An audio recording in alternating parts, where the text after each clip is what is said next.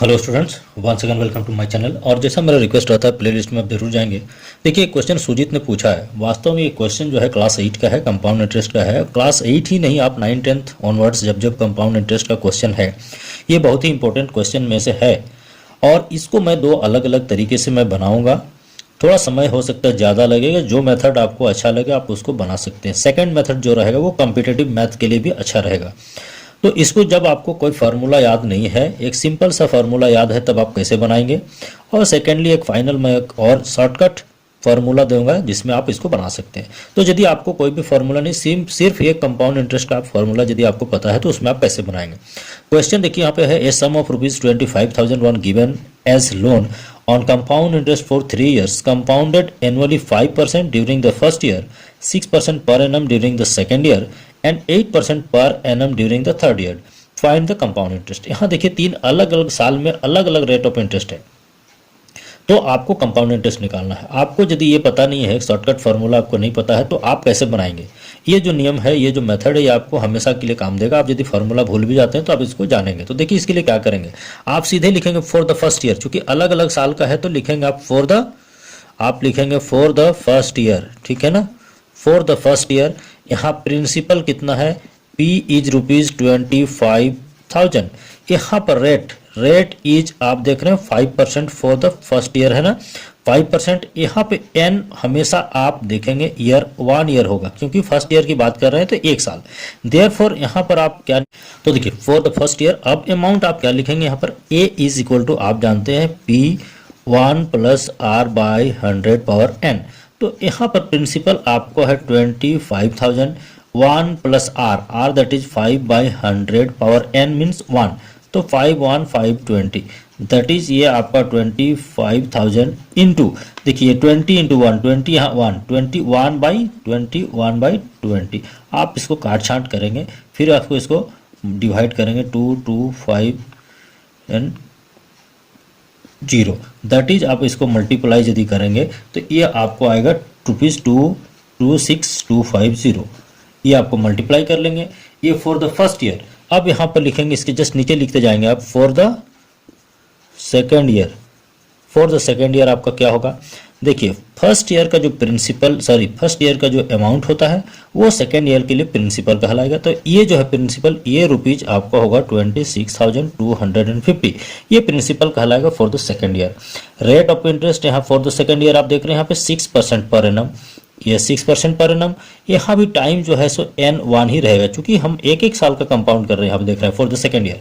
यहाँ पर आपका अमाउंट इज इक्वल टू क्या होगा देन, P वही फार्मूला लगेगा। यहाँ P की जगह आपका 26250, 1 + R के जगह 6/100 power n that is 1।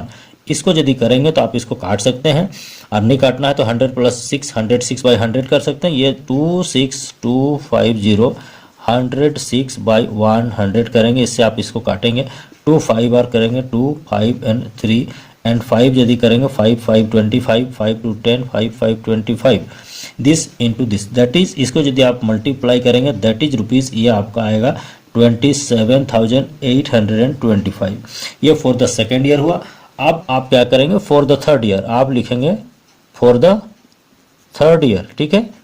For the third year आपको यहाँ जो प्रिंसिपल होगा क्या, ये जो इसका जो सेकेंड ईयर का जो अमाउंट हुआ, ये फॉर द थर्ड ईयर ये प्रिंसिपल कहलाएगा। दैट इज ये रुपीज हो जाएगा आपका 27,825 रुपीज। यहाँ रेट ऑफ इंटरेस्ट आपको 8% पर एनम है, ये आपका रेट ऑफ इंटरेस्ट 8% होगा। टाइम n यहाँ भी 1 ईयर होगा, क्योंकि एक एक साल काम कर रहे हैं। यहाँ पर आप अमाउंट इज इक्वल टू क्या लिखेंगे, P जो फार्मूला वही होगा, तो 27,825, 1 + R दैट इज 8/100 पावर 1। आप इसको काटेंगे 4 2 R 425, दैट इज ये आपका आएगा 27,825 इंटू 25 1 27, यहाँ पर 2 ये 2 है, 27/25। आप इसको जो है छोटा करेंगे, 5 5 R 25, 5 5 25, फिर 5 5 20, 5 6 5 5, फिर आपको करेंगे 1 1 1 एंड 5 3 R 15। और इसको यदि आप मल्टीप्लाई करेंगे this and this, that is ये आ जाएगा रुपीज आपको 30051। तो यहाँ पर आपको निकालना क्या था, देखिए कंपाउंड इंटरेस्ट। देयरफॉर आप लिखेंगे CI इज इक्वल टू क्या होगा, अमाउंट माइनस प्रिंसिपल, तो फाइनल अमाउंट आपका कितना है 30051 माइनस 25,000। ये आपका कितना होगा दिस माइनस 25,000, दैट इज हो जाएगा, दैट इज रुपीज़ आपका ये कितना आएगा 5051 आंसर। ये आपका फर्स्ट मेथड है। मैं अब जस्ट तुरंत सेकेंड मेथड बना रहा हूँ जो इससे बहुत ही कम समय में आपको बनेगा, तो यदि वो भी अच्छा लगे तो आप कमेंट जरूर करेंगे। क्वेश्चन को जब हम लोग सेकंड मेथड से बनाएंगे तो सेकंड मेथड में आपको एक फार्मूला होता है, यदि दो अभी अलग अलग ईयर के लिए यदि अलग अलग रेट ऑफ इंटरेस्ट हो तो उसके लिए एक फार्मूला होता है। वो फार्मूला होता है, आपको मैं बता रहा हूँ यहाँ पे क्या है, गिवन आप लिखेंगे यहाँ पे गिवन पी मतलब प्रिंसिपल आपका कितना है 25,000 एंड आप यहाँ पे लिखेंगे R1 इज इक्वल टू आपका 5%, R2 मतलब second interest for the second year that is 6%। उसके बाद आपका R3 जैसे है ये है आपको 8% पर एनम। इसके लिए आप क्या करेंगे, देयरफॉर लिखेंगे अमाउंट इज इक्वल टू आपका होता है P, ठीक है, इसको आप देखेंगे P, देन ये 1 प्लस R1 बाई 100, चूंकि पावर 1 ही रहेगा एक साल के लिए है, 1 plus R2 by 100, 1 plus R3 by 100 इतना होगा। मतलब और बढ़ता तो और आप ले सकते थे, तो इस फॉर्मूला को आप यूज़ करेंगे, दैट इज ये आपका हो गया 25,000। ये आप ऐसे कर लेंगे 1 plus R1 that is 1 plus 5 by 100, 1 plus ये कितना है 6% है 6 बाई 100, 1 प्लस ये आपको 8 बाई 100, ये इतना आपका आएगा, दैट इज इक्वल टू होगा 25,000।